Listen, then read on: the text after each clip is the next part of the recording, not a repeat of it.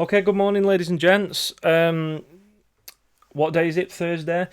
I've realised as well that when I use these again for for future things that I do, it's not really gonna work because I'm constantly going on about what day it is.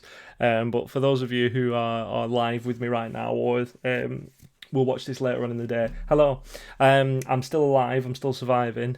Thriving, and although I do think we're going to have some technical issues today. I don't know why. I just feel it in my bones. The software's being funny again. I don't know why. I'm gonna have another look into it, but hopefully it won't. If it does, I'll reset it and come back on. You shouldn't see much of a difference between you. There's a little bit of a lag between where we're at anyway.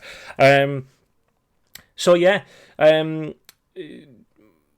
We're just gonna get straight into it today. Not much has changed in the news and things like that. Just one second, I can see that my audio is quite loud. I'm just gonna turn myself down a little bit. Is that better? Is that okay? Blah blah 1 1 1 1. Yeah, that's much better. Right. I don't want to blow your ears off, do I? So yeah, not much has changed between yesterday and today in terms of the news and things. We'll have a little look at it at the end of the day. Sort of the end of the stream, just to see how we're doing and things like that. Put some light on me, and then we'll get into it. But today we're going to take it a little bit easier. I want to focus on a specific marketing theory today, which is the product life cycle. But I'm going to go through some exam prep with you as well. Okay, so if those of you I know who are hankering for some exam prep and thinking, Ryan, go through some exam questions with us, your prayers are going to be answered today because I'm going to be doing that.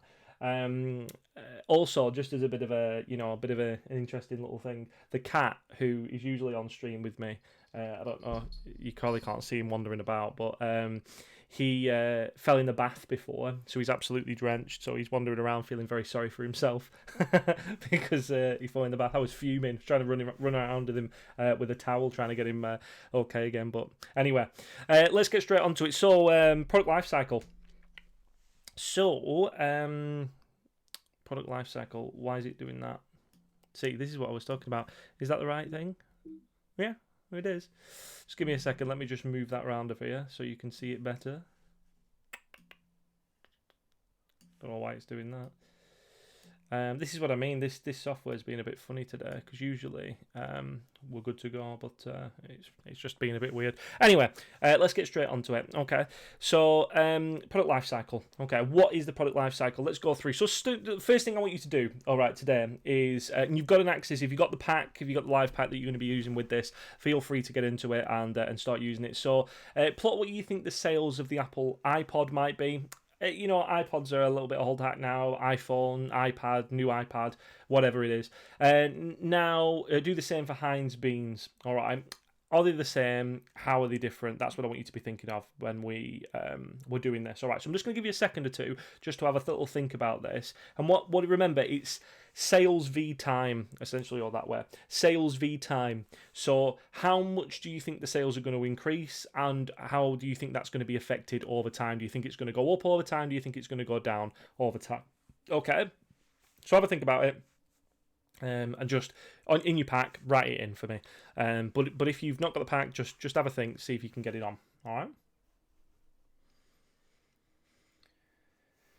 Now, what we would actually expect to see for this is quite a sharp uprising for the iPod, sort of quite a slow burn to begin with, but then a big uprising and taking off, and then sort of a petering off over time. Whereas with the Heinz beans, you're probably going to see sort of like a steady increase, and then I have to do everything backwards because of the camera.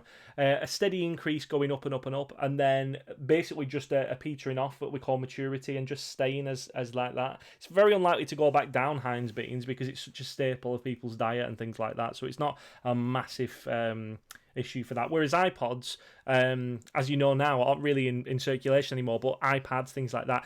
Just to think, I was going to wait till the end of the stream to tell you. Actually, I'm just going to bring myself back on a minute. I don't know if you saw it, but I got an email this morning off Apple talking about the new iPad Pro, and this is the first time. So if you're watching this in the future, and this is all changed, but the new iPad Pro has a touchpad, which is crazy. That's like the first time it's ever been done. It's the equivalent of what the MacBook Pro was. And interestingly enough, that Apple have chosen to release something right now in the midst of the coronavirus outbreak. Like, it's strange that they've decided to do that with no pomp and circumstance. This is the biggest thing that's hit, iPads or indeed Apple for a very, very long time. They've decided to cannibalize their own, because the worry is now that you need the MacBook. Because if you've got the iPad Pro, is a very, very powerful machine, and they've got a lot of the things that people were saying with it is that it didn't have a trackpad, but now it does have a trackpad. What's the point of having an iPad Pro? What's the point of having a MacBook Pro? You just get an iPad. So are they cannibalizing their own sales now? So if you're interested, go online. If you go on Apple's website now, they've got the new iPad Pro up. Have a look at it. It's weird. It's so strange to see Apple have done this to themselves, because you think, I knew it was coming, but the next question is, are they going to put full-sized software, sort of desktop grade software on there, your Final Cut Pro, your Logic X, things like that, things that creatives use Apple products for. Is that going to happen? It could do. I don't know. Maybe we're not there yet, but it definitely shows that I think they're going to stop doing MacBooks. That's Mr. Businessman's prediction for the future. MacBooks are on the way out. They're gonna replace them with iPad Pros. I just think that they are going to. It's crazy times. Anyway, let's carry on. So. As we were talking about, let's talk about what we're going to talk about anyway. So explain what he's meant by the product lifecycle, the stages in the product lifecycle, extension strategies. We're going to talk a little bit about constructing and interpreting a product lifecycle diagram, including extension strategies, evaluate the impact of extension strategies on a business, explain the relationship between the product lifecycle and the cash flow, analyze product lifecycles and extension strategies, evaluate them as well. So quite a lot of different things. We'll get through this quite quickly though, because it's really not a big thing. I might do a separate video that shows you how to draw it. I might just literally draw it and film myself drawing it, or rather, yeah. As I said, I have to do everything backwards. That's kind of counterintuitive to me, but yeah. Well, I might do that.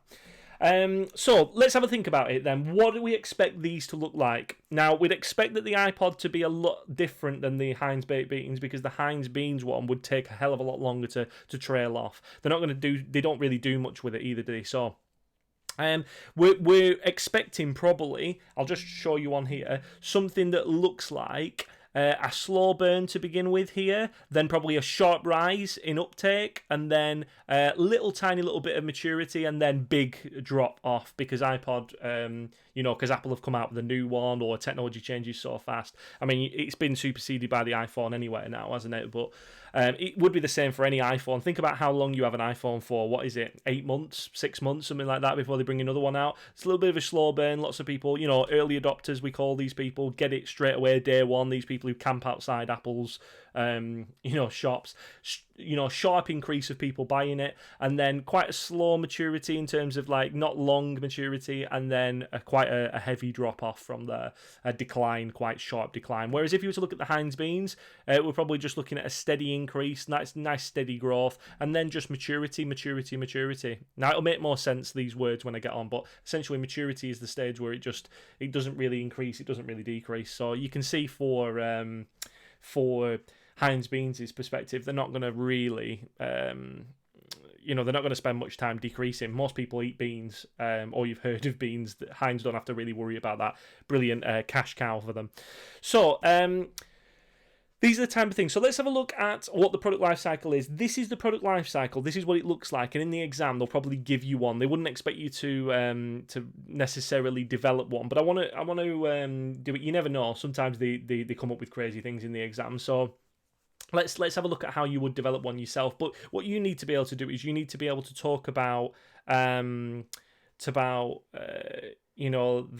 range of different things, sort of the different stages, and talk about how people are. So let's have a think about this new sort of MacBook thing. Now, it says here, are they not also cutting into other laptop markets as well as MacBooks though? Yeah, I think they are. I think that they're essentially, MacBook Air is going to go, I think MacBooks are going to go. I think the iPads are here to stay.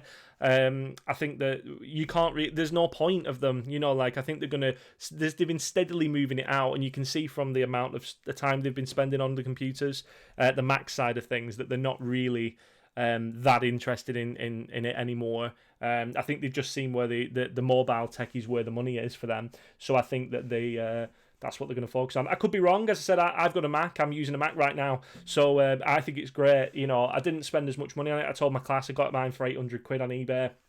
That's about how much I think the 13-inch MacBook Pro should be, about 800 quid. I think the rest of the money that you pay, is it 1399, 1299, is how much it usually is. I think that's too much. I think the difference between 800 quid and 1299, you're talking about 400 quid, is probably the Apple tax, essentially, in that. But fantastic bit of kit. It's really good. I think it does everything I want it to. Could do with a few more ports on the side, but, you know, can't have everything.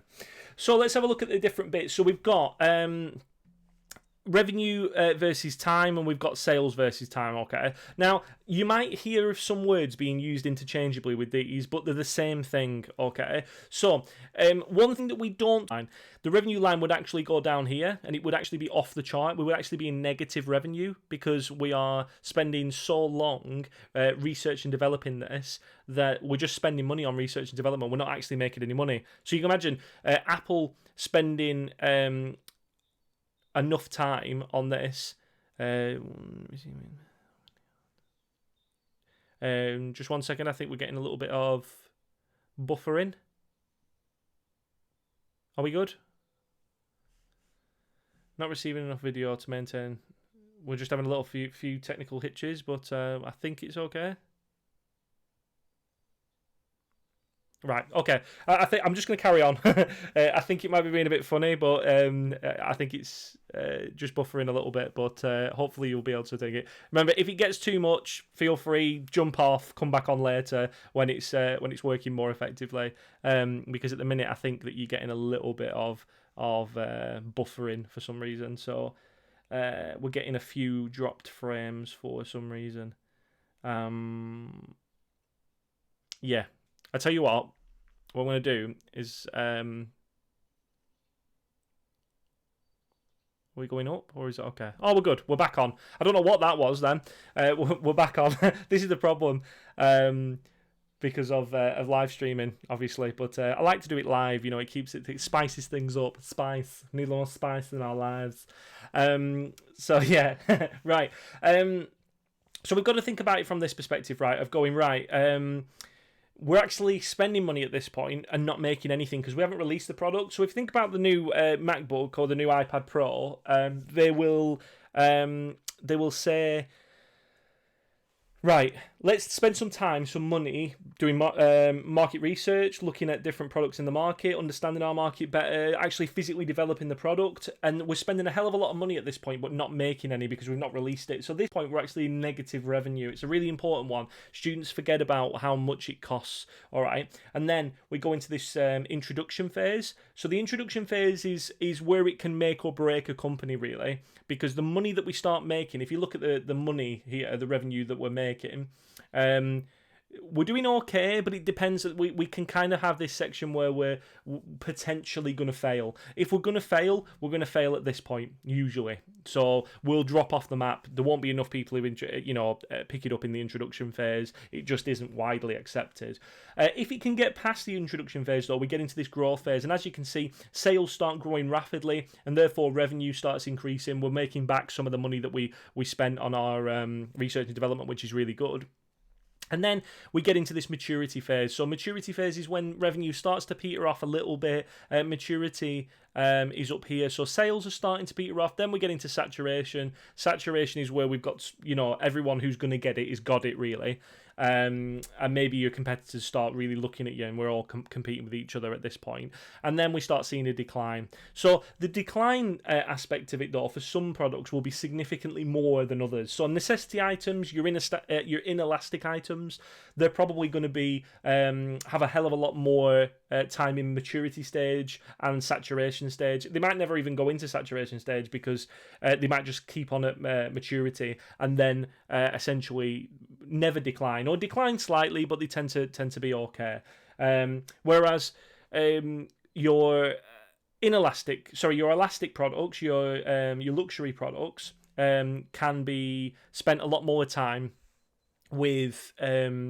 Your decline's quite sharp in your elastic products because people get bored of them quite quickly and move on to whatever it is that they're doing. Okay, so luxury products tend to have a lot more. It depends on the circumstance, of course. So from the summary page, you should now be able to fill in the gaps and describe the key stages of the product life cycle. Let's have a little look through these.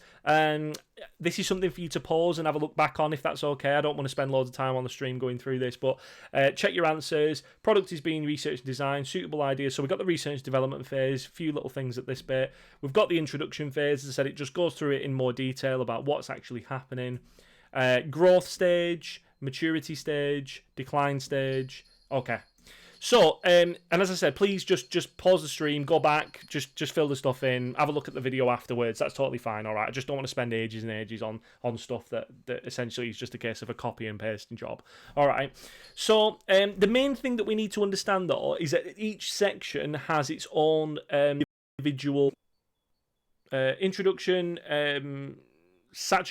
like your maturity and your decline. So your middle, you start, your middle, and at the end. If you had to only remember some of them, that's probably the one to remember. Okay. Yeah, we seem to be having a bit of a weird thing today. As I said, there's a big drop off with internet connection. Maybe it's just internet connection in general, but I don't know. We'll carry on anyway, and as I said, if it's an issue, I'll deal with it afterwards. Okay. So let's have a look at a couple different ones. All right. So differing product life cycles. Now you might get something that looks like this on the left. What kind of product is this? Well, I'd say that this product is either a failed product. So it's a product which is not doing well, a product which is tried to start off, everybody was really into, a faddish product. So what kind of things like these? Loom bands. Do you remember loom bands? That's the kind of stuff that I would expect to be seen in this. I would also be expecting to see, Pokemon Go. Very faddy for a few weeks. It was the summer of Pokemon Go. Everyone was into it. It was fantastic. Everybody loved it. And then, your mum or your gran might still play Pokemon Go, or a couple of people might play Pokemon Go, but the average consumer does not play Pokemon Go because you can see very, very steep cut off with those fad products. All right. Same with loom bands. Everyone was into loom bands for 5 minutes, weren't they? And then it just petered off. Next one is style, and this is an interesting one because style comes in if it was a fashion kind of thing in terms of it's more like trend to an extent, but styles come and go. So like if you've got something at this moment in time which is used to be really, really in vogue, like I always think, and this is something personal for me, but I'm always one step ahead of fashion.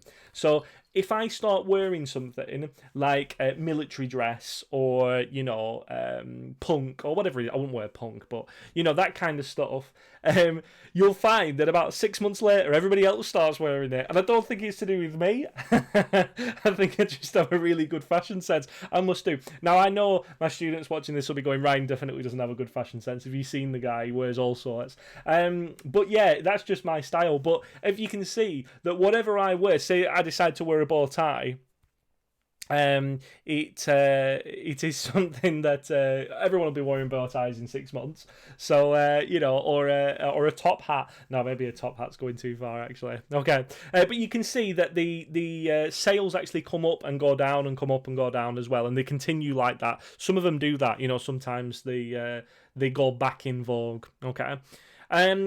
Longer product life cycles, this would we be expecting to see, products which have been around for a long time. They don't really have much innovation in, but they spend a long time in the growth phase. Big maturity, sort of big bit at the start. Sort of in the middle, we've got this nice dome shape. And we spend a lot of time on maturity. Sort of products like, what would be a good product for this? Product with a long life cycle. Product with a long life cycle. You could potentially look at any sort of goods which don't have much innovation in, that they don't really change very much. Things like cornflakes and things like that, you probably wouldn't see such a dip at the end of a cornflakes one because it's kind of like a necessity item, isn't it? It's such a staple of people's diet. So you probably see this, but without the decline stage. These are just good products which happen to do well for a long period of time, really. I'm trying to think of one off the top of my head that would be really long, but again, you might know one yourself. You might think, well, actually, that's been out for a very long time, and it hasn't actually. The maturity stage has continued and continued. there isn't really much. But then there's this big decline, drop off anywhere. So yeah, maybe food products would be a good one like this. Like maybe if there was some kind of government thing came out and saying that we shouldn't eat this, or it's not good for you, or blah blah blah. Maybe that would be a good one for this, because we've got that long maturity, and then something else. Cigarettes would be a good one for this, wouldn't it? We had long time of cigarettes. We could have had 50, 60 years of maturity for cigarettes, and then the decline stage, they just really dropped off because people stopped smoking so much. E-cigs have taken over, haven't they, which apparently are as bad for you, so I don't know why people are really into those. I always think e-cigarettes are like adult pacifiers. So if any of my viewers are watching and I think it's like a dummy, like for adults. So different life cycles. While most products follow a common cycle, in reality every product could have a unique product life cycle, e.g. one particular stage may be short or long. Short or long development stage, or short or long introduction and growth stage. Now, why in general then do experts suggest that life cycles are getting shorter? Is an interesting one. Yeah, just seeing it in the comments there, GTA 5 does have that product life cycle. Yeah, GTA 5 has gone on for forever and ever and ever. It's a crazy thing, isn't it? And it's mainly due to GTA Online that they've been able to continue that on. The actual game still sells crazy amounts. It makes you wonder why they bother even make another one. I think realistically, what they're going to do with the next one is it will be probably all online, because they've made so much money. They made crazy amounts on the actual game, but they have made so much money online. It's obscene. So they need to bring it down a bit. As I said, if you play Grand Theft Auto, it's gone a bit like Saints Row. Not to get too geeky on you anyway.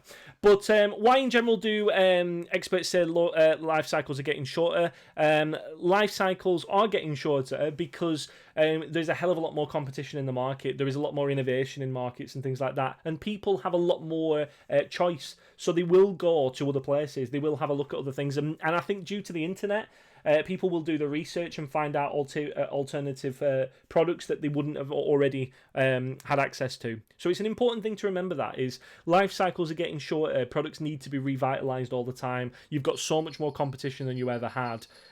So it's not as simple as that. If Kellogg's came around now, then there would be a million different versions of cornflakes. But Kellogg's managed to come about at a time when they didn't have that kind of competition, so therefore they were able to get that foothold. Not that they didn't have competition, but they didn't have as stringent competition as they do now. So if we were to have a look at these three, and have a look at, draw them on, essentially. Let's have a look. So we've got the iPad. What would we expect for the iPad? Well, I think previously we'd have a hell of a lot, crazy amounts of research and development right off the scale.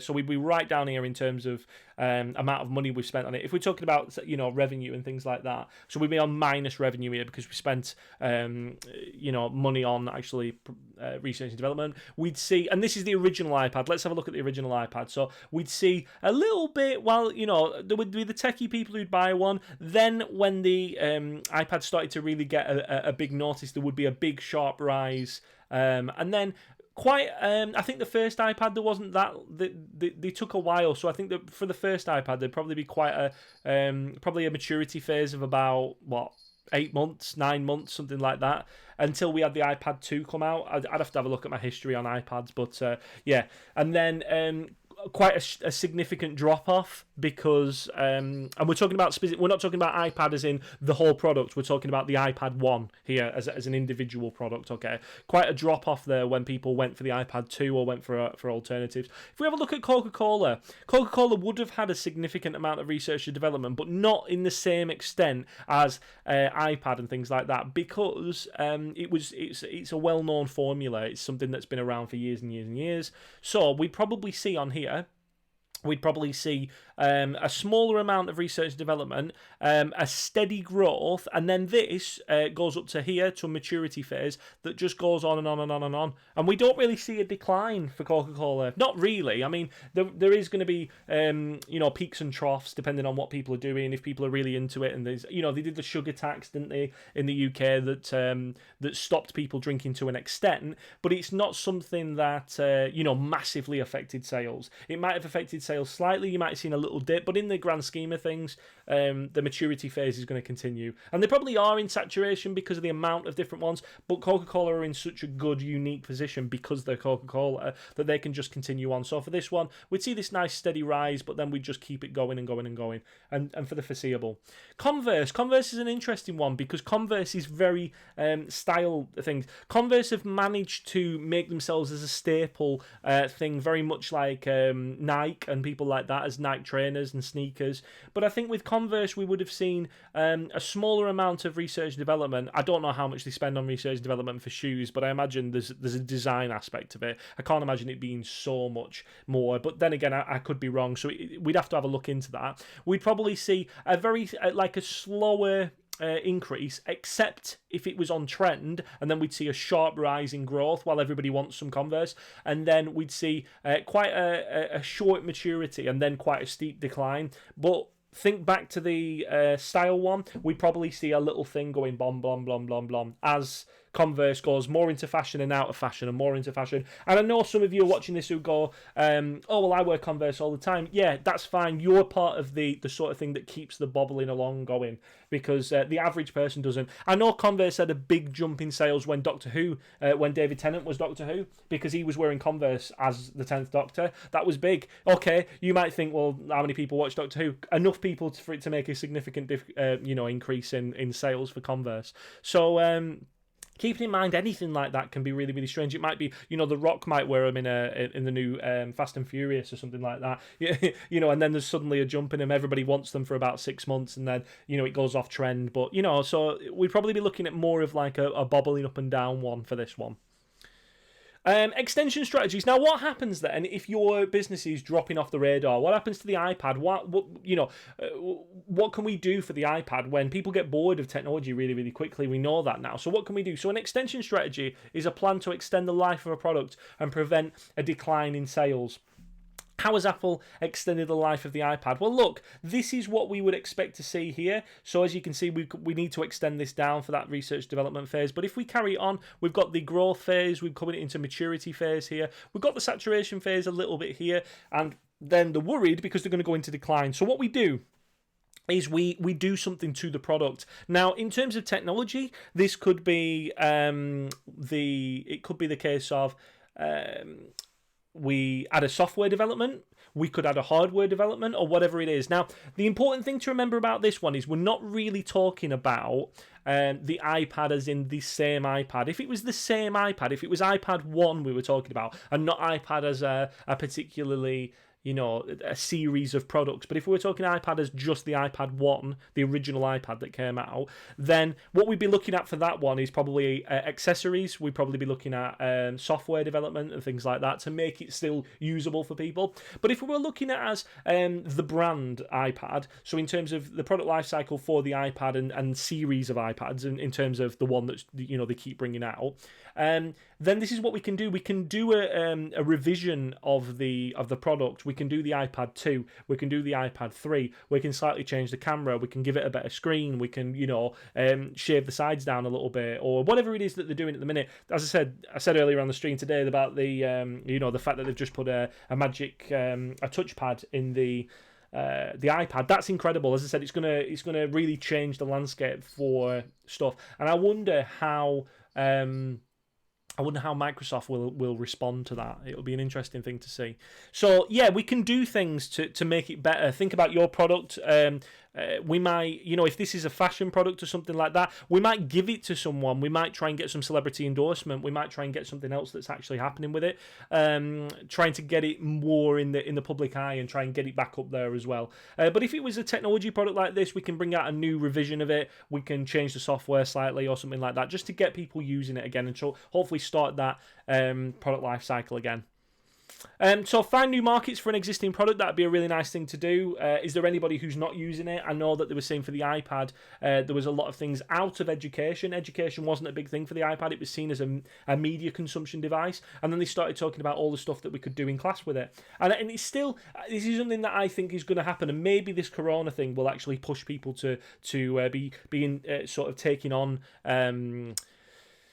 technology a little bit more, because I know there's a hell of a lot of teachers and students, you know, the amount of students that I have heard saying, oh, I'm not that techie, or no, I don't know how to use computers, using it as like a badge of honour. You shouldn't be impressed by someone who can't use it's 2020 and you don't know how to use a computer. You know, this is a life skill that people need to do. So maybe this is going to force people to use technology a little bit more, which is really, really good, which they never would have done out of choice. Promote the product to a new market. So we could have gone for that education market. We could have talked about the products to, you know, any kind of product, you know, instead of using cornflakes for a breakfast cereal, maybe we'll do cornflakes for I don't know, some kind of sports thing of saying they're healthy and you should eat some cornflakes for before you go into the gym because there's proofs. I don't know, whatever it is that we decide to come up with. Change the appearance, the format or the packaging. A lot of this happens when it doesn't actually do. It's say brand new on the pack, but it's not actually any different.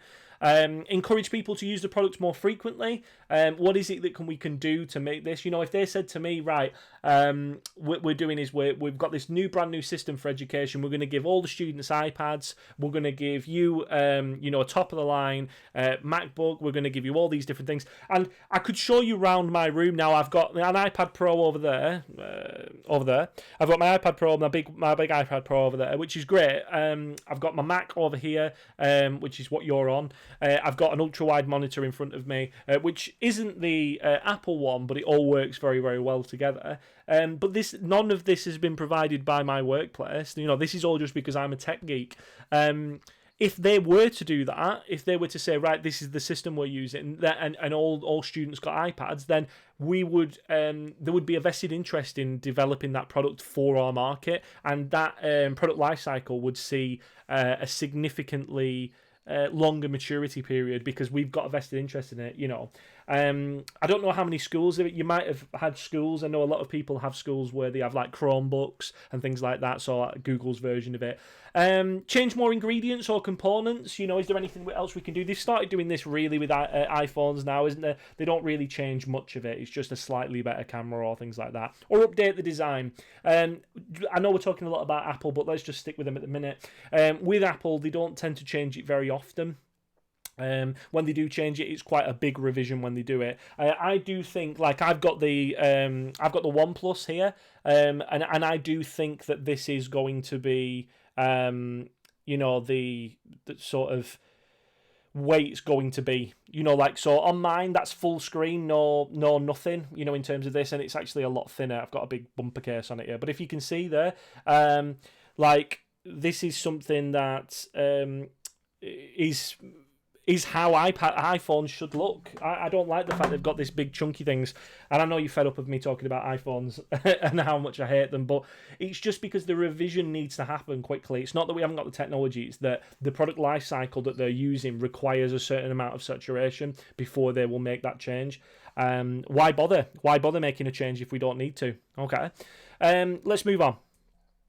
So, how have the following used extension strategies? So we've got Coca-Cola, we've got McDonald's, we've got iPhone, we've got Lucozade, we've got Lidl. Now, I'm not going to talk about them all, but let's just pick the main ones, okay? Coca-Cola, how have they done them? We've got Diet Coke, we've got Diet Coke with lime, we've got Diet Coke with cinnamon, we've got normal Coke, we've got Coke Zero, which is a different market. Remember, it's not hard to differentiate between your different markets with Coca-Cola, because Coca-Cola Zero is aimed at men. Why is it aimed at men? Because men don't like the word diet, and that's not the words of me, but that's the words of the research that they've done on it.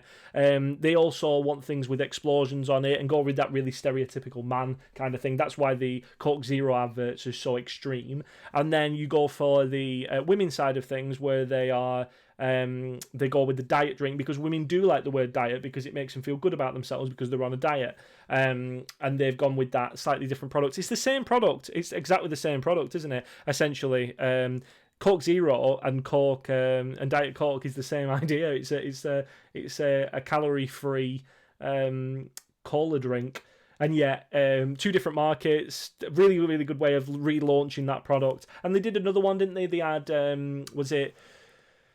the green one, Coke Life, that they did. It didn't really take off very well. So they do it all sorts, new flavours and things. McDonald's, how do they do it? They have the big one for them. All shout it out when you know it.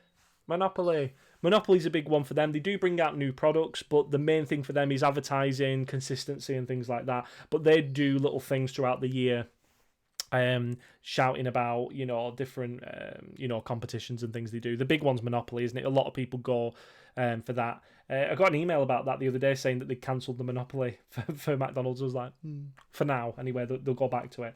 We've already talked about iPhone. Lucozade. Lucozade's an interesting one. Now, Lucozade completely changed the market. They completely changed the way, because Lucozade used to be sold in pharmacies, and it was something that you gave people when they had a sort of like a sore throat or something like that. Like, so if you were ill, you drank Lucozade because it was very sugar, lots of sugar in it, lots of energy in it, and it made you feel better. So it was just a high energy syrupy drink. And then they changed it from Lucozade being something that you would buy out of the pharmacy. You literally go into Lloyd's pharmacy and buy Lucozade, and then they changed it into this energy drink, and they completely rebranded it as this something that you would want to just drink because it's nice. You should drink it because it gives you energy and you can use it in sport. And you can see that was a brilliant extension strategy for them, because they completely changed the market. Lucozade is you would be able to tell most people, you would say Lucozade to now, and they wouldn't think of it as a pharmaceutical product at all. They wouldn't think of it anything to do with being ill. They would talk about it in the sense of an energy drink, and all the energy drinks that have come off the back of that as well. Lidl, what have Lidl have done? Lidl have changed their product range slightly, haven't they? They have gone up market. They've started selling a lot more expensive stuff. We talked about this the other day, actually, about the fact that Aldi really haven't changed the way they look, and it's hard to differentiate yourself in your marketplace, especially as supermarkets, because they're called what do we call them? Homogeneous goods. Homogeneous goods has the word homo in it, which means the same. So if it's homogeneous, that means that they are like for like, they're all the same. So supermarkets have a really massive problem on their hands, because they sell homogeneous goods. So like there's not like, you go to Tesco and you can only buy a certain product or something like that. They might have the one-off ones that you can only buy in certain places, but for the vast majority of it, it's all like for like. So you have to differentiate yourself in certain ways. How have Lidl done it? They've opened a bakery. They've started trying to sell more things. They've tried to do the shops up a little bit, but they've tried to get away from that kind of really, really low end stuff. They're leaving that for Aldi now, where we know Aldi is still sort of the lowest end sort of thing. How did Tesco do it? Tesco did it by they've got hairdressers in there. They've got a phone shop. What else have they got? They've got all sorts, haven't they? There was even one, I know that in an Asda, they had a thing where they had a massive full-size 3D printer where you could take a video of yourself and then get a little a little action figure of yourself. I've always wanted to do that, but I didn't get to see it before. I never knew where it was. Okay, so we're coming up to sort of evaluation of extension strategies before we get on to the question, okay? So we're doing good for time, because I didn't want to spend an hour talking about the actual content today. There are certain occasions when a business must consider the appropriateness of using an extension strategy. So why do Apple use more regular extension strategies than Coca-Cola? Because, and it sounds like common sense, but don't worry about common sense. Use common sense in your answers. The reason that they do is because technology changes so fast, and the consumer expects a changing product. Even though, weirdly, with Apple products, the average consumer, let's say the 16 to 19-year-old who has an iPhone, only uses it for about 3 things anyway. They usually use it for media consumption, they use it for texting, whether it's on WhatsApp or whatever, and they use it for phone calls or video calls. That's about it. They don't really use it for much else. And yeah, we keep going, it's got an amazing processor in this, it can do 10 things at once. You wouldn't need to. The average consumer doesn't need it. So even though the average consumer isn't really requiring it, Apple are in a situation where they need to be bringing something out, because the whole market is filled with other companies that are doing the same thing. Coca-Cola don't really need to, because they're so strong now. They've got such a dominance on that market, and it's such a staple product. You just buy Coca-Cola, don't you? I want some Coca-Cola now. Now I'm even talking about it. Might be just because I've been talking for 40 minutes and not had a drink, though. But Pepsi is actually better. Mr. Businessman, not sponsored by Pepsi, but if Pepsi are interested and want to get in touch, feel free to sponsor the channel. Send me loads of stuff. That'd be fantastic. I should start doing adverts. I do adverts, shouldn't I? Do my own adverts. I should do my own adverts. I'll maybe do that. Warburton's Bread have offered limited extension strategies in the past. Why are they less important for a business like Warburton's? Well, Warburton's sell a necessity good. They sell bread. They can make some other things. They do extension strategies though, because they do a wide range of breads. They do half and half. Do you remember when they did that? So you've got the goodness of brown loaf, but the tastiness of a white loaf. You've got buns. You've got seeded baps, you've got, the sort of sweet rolls and stuff like that. So there's a wide range, but Warburtons don't really need to change the product much, because what is there to change? People always want white bread. People always want brown bread. No need to change it. And finally, products with a long life cycle, such as Coca-Cola and Warburtons, are less likely to require heavy use of extension strategies, yet they still do. Why do they do that? Well, it's to get it, there's the potential in the market, isn't there? So if you don't have to do this. You could sit on your laurels. Warburtons could relax, but remember, if you're not growing, you're shrinking. You are leaving opportunities for your competitors to come after you. So instead of doing that, Warburtons know that even though they are a staple in people's diet, Coca-Cola know that even though they're a staple in the diet, they need to keep pushing it. Holidays are coming, whatever it is.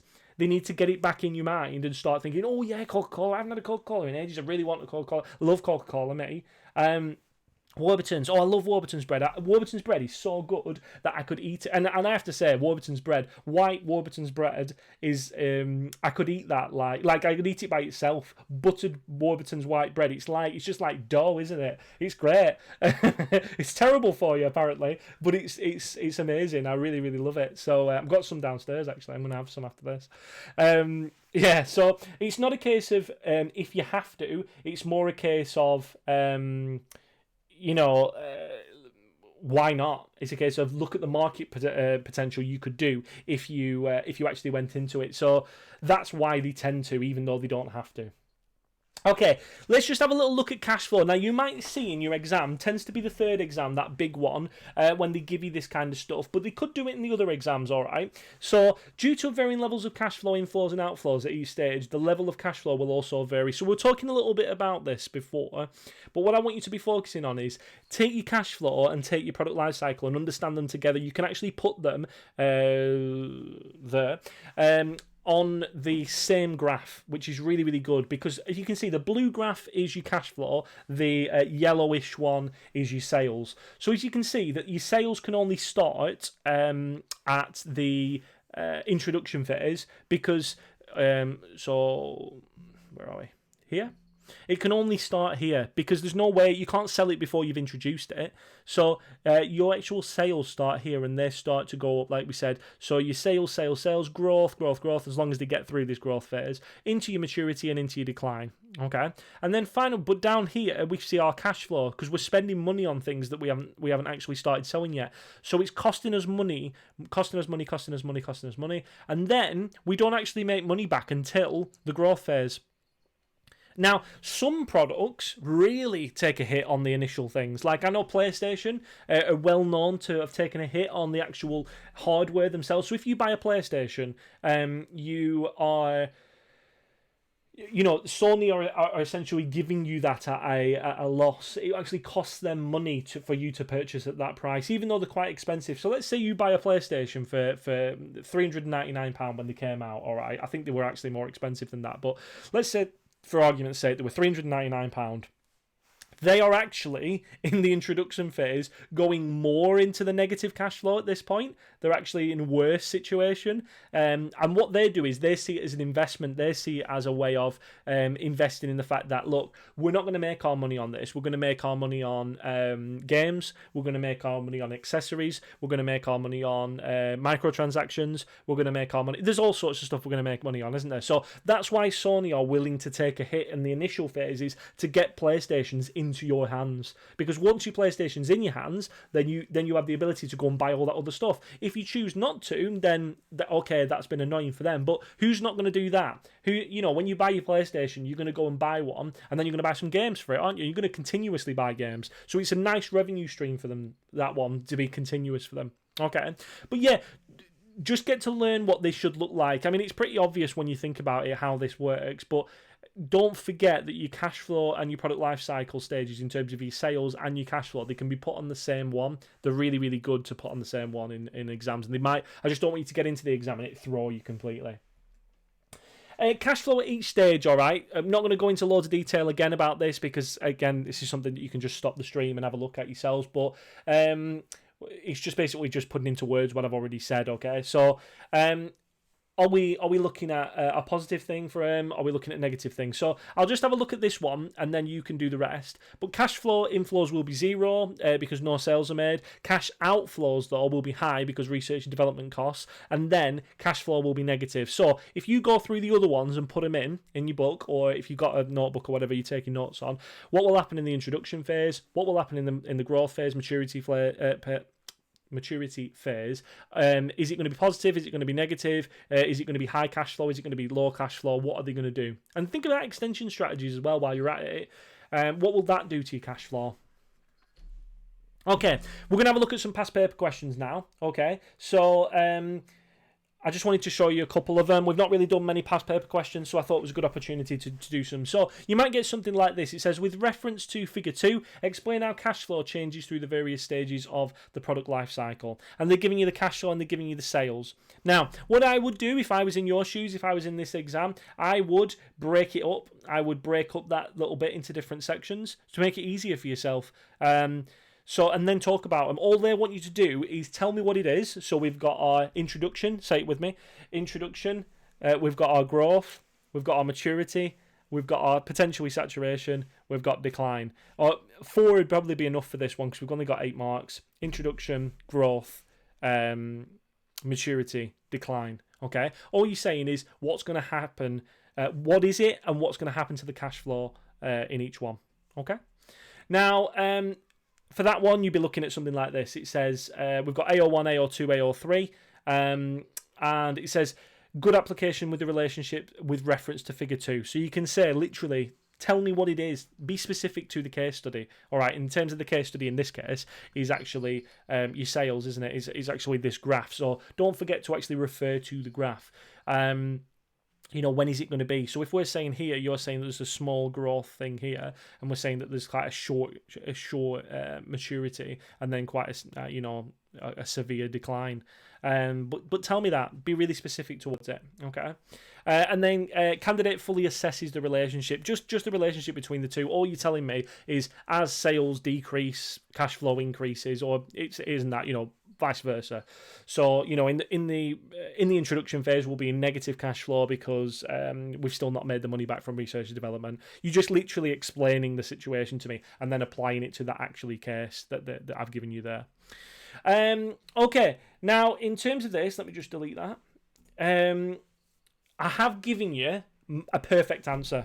Okay, or as perfect as I can. All right. Now I know on this it's difficult ever to give a perfect answer, but I've given you something towards it. Okay, so if you're interested, stop the thing, have a look at it, have a look at your own. So maybe write your own first, and then have a look at mine. It's not crazy, as I said. I've just done it into 4 different sections. Okay, so I've done research and development, introduction, growth, maturity, but you can do it the other way around if you want. Forget the research and development if you want. I think in this case it'd probably be easier to. That's why I've done it, because you've got that big section on the thing. But if you want, you can go through the decline as well. All right.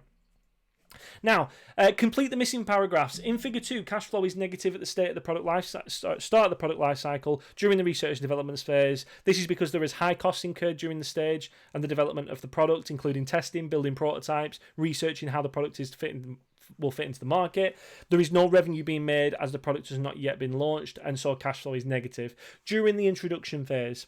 That's literally what I want you to do in that answer. That's what I've just done for you previously. But if you can just get into the frame of mind of thinking that, this is the perfect way to answer these questions. If you get an 8 marker that's like this in the exam, you're going to be laughing because you're going to go, actually, I already know how to do this because I've practiced it.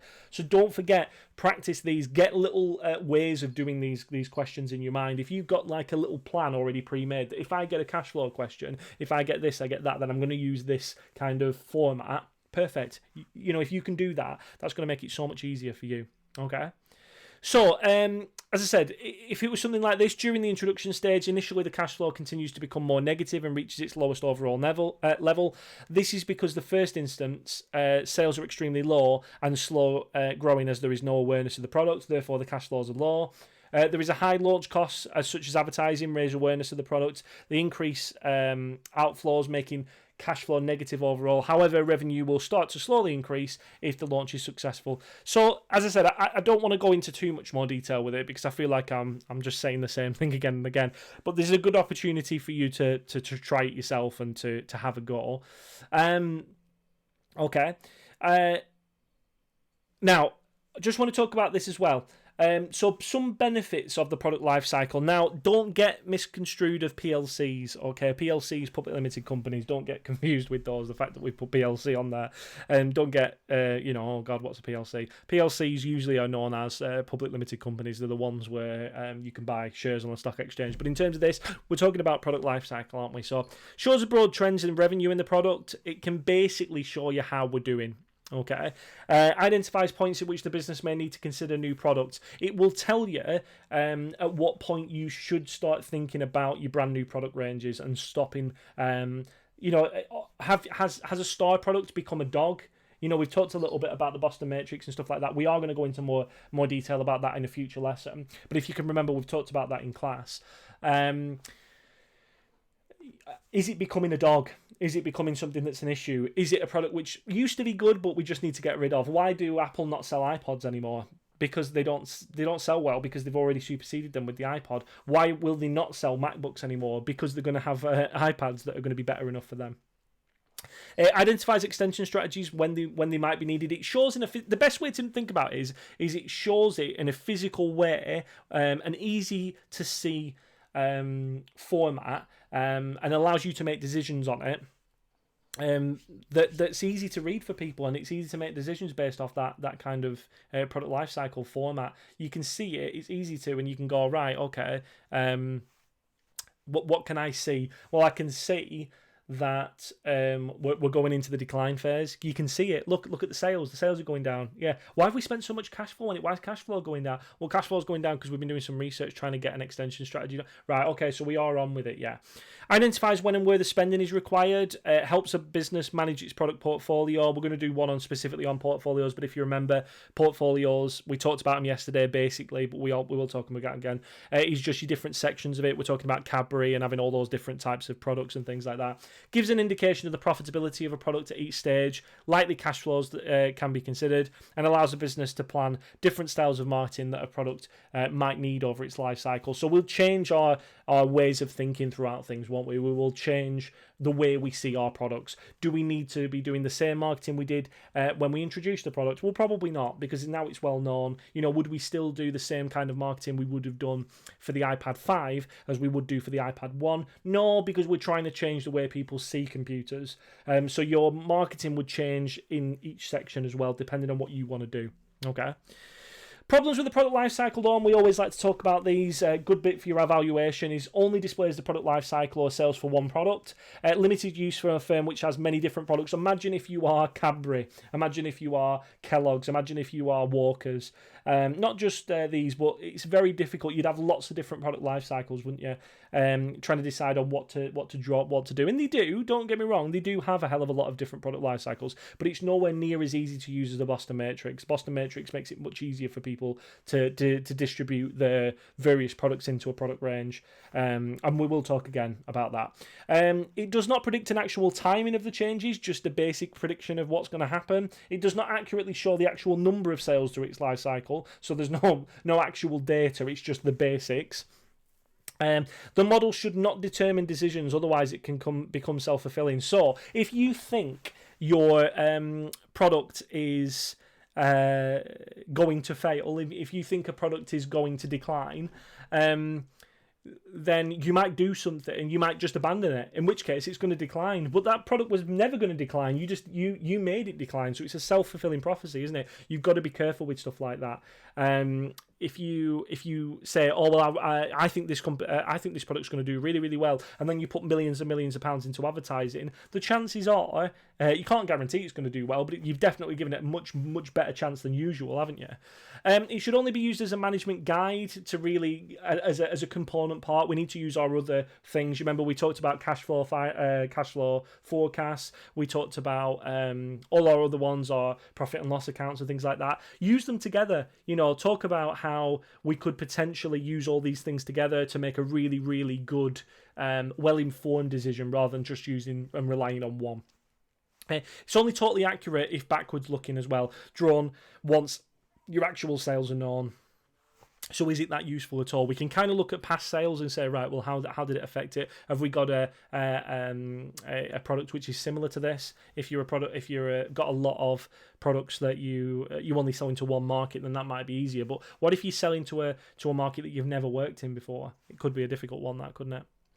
Again, another thing for you to do, have a little go at sort of off-stream time, but what stage impacts on the stakeholder? What is the impact? How significant is it? Okay, so all I want you to do is, stop the stream here, have a look at it, which stakeholder, how are they impacted, significance of impacted. Now, I keep going on about AO4, significance of impact, who are we impacting on, who is it that is really impacted by these things, because if you can tell me those things, that's fantastic, AO4. Not only who is it impacted with, but what is the significance of the impact? And why does it matter to that person in this circumstance? Remember, be as specific as you can. Big business, small business, well-informed business, inexperienced business, an experienced business person versus an inexperienced one. Tell me about the significance of the impact on them, okay? So go through each one and fill them in. That'll be perfect. As I said, research and development, who's it going to affect? Remember, we'll just do one together just so you get the idea, but... research and development, who's it going to affect? Well, it's going to affect your shareholders, because remember, if you're in research and development phase, you've not released a product and you are spending cash hand over fist at this point, so it is going to affect them, because they're not going to be getting the dividends if you don't manage to get this off the cuff. Things like banks and people like that, they're going to be giving you money to be able to invest in your research and development, and at that point they don't know whether they're going to get their money back. They wouldn't give it you if they weren't pretty confident you would, and you've got to use your business plan to give them confidence and things. That why we do cash flow forecasting and the like. But in terms of other things, they have no guarantee. So just go through each one. Who's it likely to be more impacting? Who's it likely to be less impacting on? Okay. So what does it look like in the exam? You might get something like this. We've got Burton's Biscuits, extracts from Burton Biscuits, Jammy Dodgers. This is the classic product life cycle illustrating sales, revenue and cash flow. And it's talking about what we would do. So there we are for that one. So with reference to Burton's Biscuits, exactly what is meant by an extension strategy. Okay, so what AOs do you think are in there? I know my class are really good at AOs now, so if you know it, just shout it out at the screen. I'll see if I can hear you. With reference to Burton's Biscuits, is it, what do you think that is? AO2. Explain what is meant. AO3. Okay, so we've got well, potentially. You could argue this. You could argue it. You could argue AO1, AO2, actually, couldn't you? Because we're only explaining what is meant by it. We're not looking at it. We're not analysing. So, yeah, but probably AO1, AO2, this. When I saw explain, I thought maybe you could potentially looking at AO3, but I'm thinking this one, with reference to Burton's Biscuits, explain what is meant by an extension strategy. AO1, AO2 then, isn't it? Yeah? Okay. Yeah, I was right.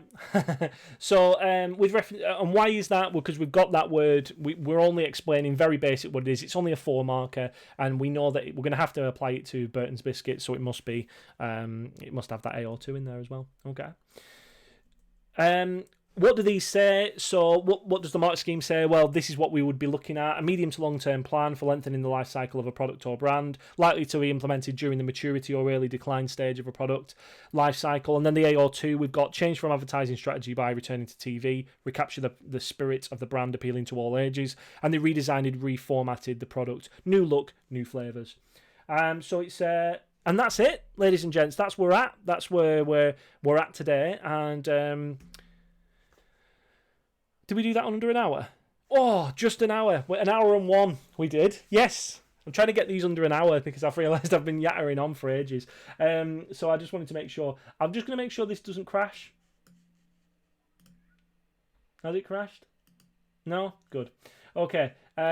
we're going to do what we do at the end of the stream every day, because I know that you're all boffins and wanting to know all about what's going on in the news. As I said, I understand this bit will become less and less more usable for people in the future when we reuse these resources, because they'll be like, "Why are you talking about the news?" It's it puts a limit on it. But yeah, it does put a limit on it. But I think it's important to actually be talking about what's going on at this moment in time. So let's have a little look at the news at the minute. So like we do on BBC News, so we'll refresh and just try and get the best possible thing that we've got. So what have we got? So GPs demand clarity over protective gear. We've got NHS staff to get free parking. Ooh, you know how I feel about parking. I've had some real tough times with parking people. So although I've always won. Let's have a look. It says NHS and social care staff will be given free parking during the coronavirus outbreak, the government has said. It comes after 400,000 people signed a petition using the government to thank NHS workers by scrapping charges. He said GP Anthony Gallagher, who began the petition, welcomed the move but said fees should be abolished permanently. Totally agree, Anthony. GP Anthony Gallagher, what a guy. Totally, it's ridiculous. There is no way that people shouldn't be able to park at the hospital. It's insane. If you've ever had to go, we had to go with my son, who was premature, and we were paying. They gave us a discount, but we were paying. It's ridiculous. So I've got my son in intensive care. He's been born 6 weeks early, and I've had my, so he's this tiny little thing. He was only £3 when he was born, which is absolutely crazy. And I'm having to pay them to go and leave my car on their things. And if I don't, they're going to come after me in terms of threatening me with court action and stuff. This isn't the hospitals. These are the parking companies. Yeah, well, stuff that. That's ridiculous. So I'm totally behind this. I think we should definitely be doing this. Abolish them completely. It's not fair, especially for NH staff. But I don't think that rich people should have the point to come and park on hospitals. You wouldn't go to the hospital if you had to, would you? Banks under fire with these. Let's have a look at this ones then. So what are the banks doing? Banks have been criticised by firms and MPs for insisting on personal guarantees to issue government-backed emergency loans. Cheeky people. The requirement loans most of the risk of the loan goes bad on the business owner rather than the banks. It means that the banks can go after the personal property of the owner of a firm. Now, this is interesting, isn't it? I talked to you guys about sort of limited and unlimited liability, and even if you have a limited liability company, you're a PLC or an LTD. Let's say you're an LTD and you want to go and get one of these government-backed loans, then they're saying that even if you're a limited company, we still want a guarantee. So if you cock this up, if your company goes under, then we're going to come and take your house, even if you're a limited company. It's crazy. They're asking for personal stuff. That's not on that, is it? We're living in crazy times, and that's not fair. Okay, so it means that banks can go after the personal assets. The coronavirus business interruption loans are a key plank of the government's package to protect businesses throughout the ongoing shutdown. And where are we? The government-backed loans are from £25,000 to £5 million. We got offered some financial product of theirs, another loan which is not part of the coronavirus. It's up to £24,999, but will come at a 22% interest. Oh, wow. That's crazy. Look at that.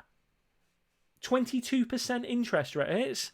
So businesses are taking advantage, stakeholders are taking advantage of the situation. It says here, the British Business Bank, which is overseeing the scheme to look for another lender. He told the programme that no one was borrowing money under the government's coronavirus scheme would be required to use their main private residence as security. They've told lenders that they have discretion over the security they require. Well, it's ridiculous then, isn't it? So what we're seeing is that the what they called the British Business Bank, which I imagine, I've not heard of them before, but I imagine that there must be some kind of regulatory body who are overseeing this, are saying that they can do it. Let's do one more. Let's have a look at one more. All right. What have we got? I love the fact, we're in these crazy times, aren't we? Back me up on this, but look at the state. Daily Star, I took a pic of dead George. For goodness sake, I know we've got to have a bit of, other things in our lives at the minute, but, oh, goodness me. This is more better, isn't it? 504,303 people join People's Army of Kindness. Aw, kind. I like kindness, don't you? It's my favourite thing.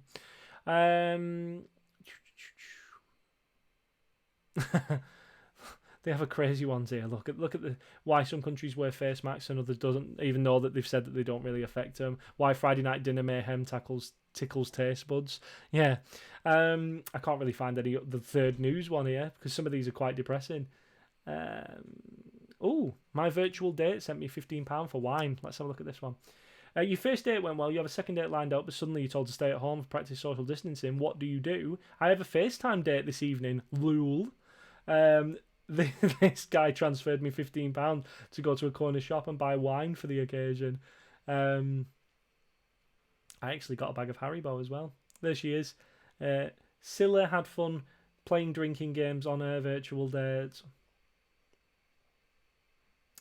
Congratulations, Scylla. Please don't be doing this, ladies and gents. Please don't be doing that. It's weird. It's creepy. But yeah, I suppose if people want to go on dates and stuff, if that's what you're into, then go for it. Nice way to end the stream there, I think. So we will end the stream there, I think, for today. Thank you very much for joining me. I will be back same time tomorrow with another one. We will be going into another. We're into marketing now, aren't we? So we're going into it. If you can keep on filling in your booklets, keep on keeping on, keep yourself safe, and I will see you tomorrow. Bye bye.